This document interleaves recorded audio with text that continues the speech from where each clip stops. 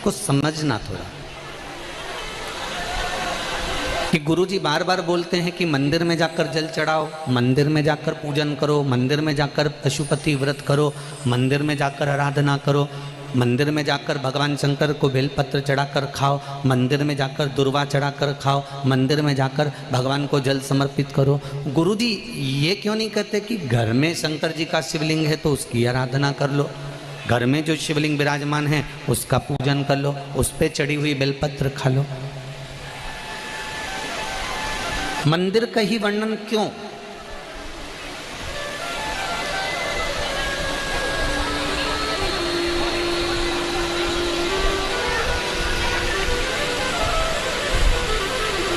एक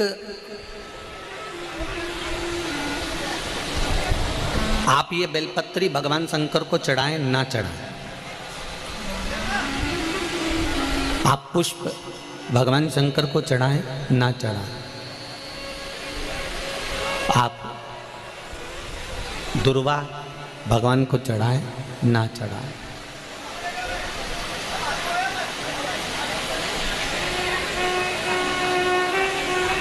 मंदिर में जो शिवलिंग होता है,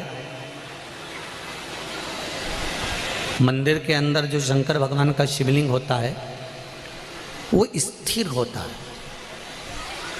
और घर में जो शिवलिंग है वो स्थिर है क्या? उसको तो तुमने उठाया, उठा के थाली में रखा, स्नान कराया, वापस बिठा दिया।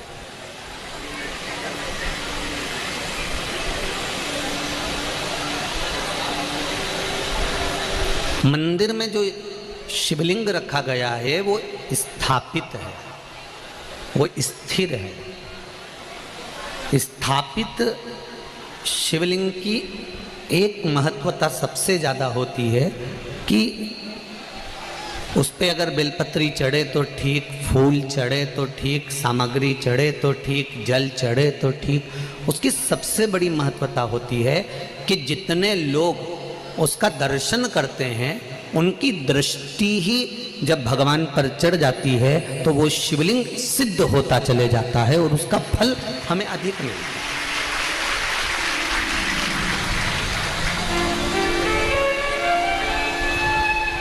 उसका फल हमको अधिकता में प्राप्त होता है। अब घर में जो शिवलिंग है, घर में जो शंकर भगवान का शिवलिंग है छोटा सा, उस पर कितने लोग दर्शन कर रहे हैं? आपने कर लिया, पति ने कर लिया, बच्चों ने कर लिया, या घर में जो सास ससुर हैं, परिवार है, कुटुंब है, उसने दर्शन कर लिया,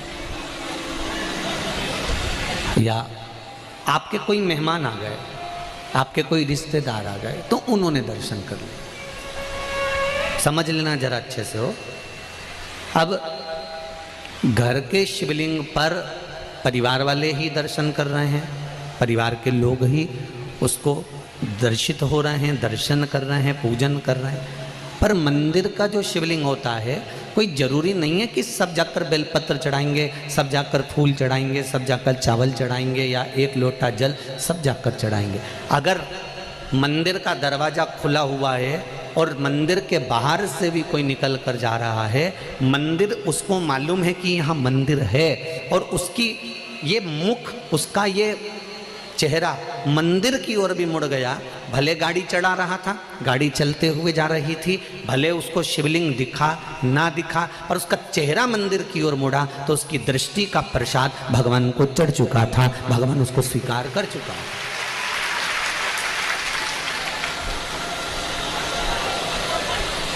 तेरे मंदिर में आना मेरा काम है और मेरी बिगड़ी बनाना तेरा काम। आप उसके सामने से निकले,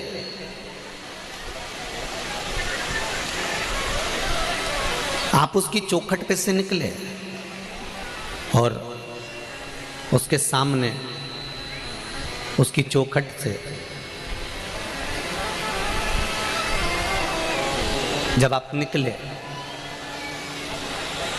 तो मात्र आपका मुख घूमा और उसने आपकी भक्ति को स्वीकार कर लिया। अब एक बात हमने पहले कही थी, आप लोगों को ध्यान में है कि नहीं है? वैसे तो मुझे उम्मीद है कि छत्तीसगढ़ के लोग इतनी जल्दी भूलने वालों में से नहीं हैं, ठीक है? आप लोगों को सुना होगा, हमने कहा था कोई शिवलिंग जंगल में हो, एकांत में हो, जहाँ कोई नहीं जाता, बोला था कि नहीं बोला था, जहाँ कोई ना जाए, केवल शिवलिंग है, वहाँ कोई जाता ही नहीं है, वहाँ कोई पहुँचता ही नहीं है, और आप वहाँ से निकल कर जा रहे हैं और आपने वहाँ पर एक लोटा जल समर्पित कर दिया या वहाँ सफाई कर दी या वहाँ भगवान की पूजन कर ली, तो वो अधिक फलदायी होता है।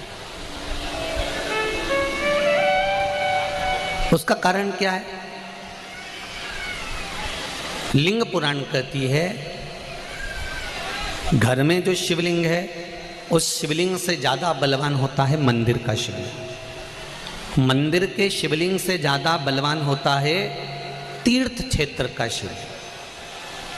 तीर्थ क्षेत्र के शिवलिंग से ज़्यादा बलवान होता है किसी नदी, सरोवर, तालाब, कुंड के पास का शिवलिंग।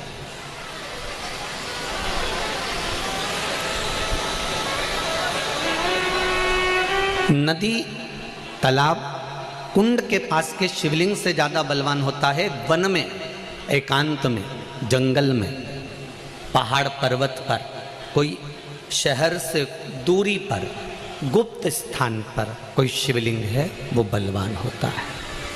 अब उस शिवलिंग के पास में जाकर आपने भूल से भी एक लोटा जल चढ़ा दिया या कोई थोड़ा सा कपड़ा उतार कर आपने वहाँ थोड़ी सी सेवा कर दी, तो उसका फल तो 1000 लाख गुना तो मिला है।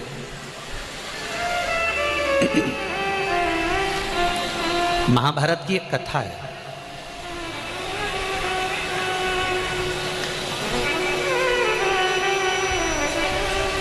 इसका प्रसंग महाभारत की कथा में भी मिलेगा और नरसिंह पुराण में भी मिलेगा। अगर आपको लगे कि सियोर वाले गुरुजी कौन सी पुराण में से बोल रहे हैं, तो आप किसी ने पूछे तो बता देना, नरसिंह पुराण और महाभारत का ये पावन संवाद है। एक बार पांडव जब वन के लिए जा रहे थे,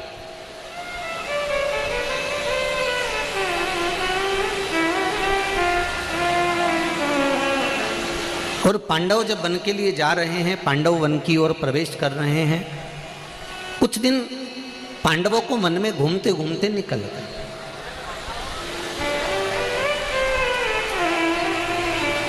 जब पांडव वन में घूमते घूमते निकल गए तो द्रौपदी एक पात्र लेकर जल भरने के लिए जा रही थी। अब द्रौपदी जब जल लेने के लिए गई, द्रौपदी के केश खुले हुए थे, सुंदर भी थी। वहीं पर एक दैत्य अपने दोस्त के साथ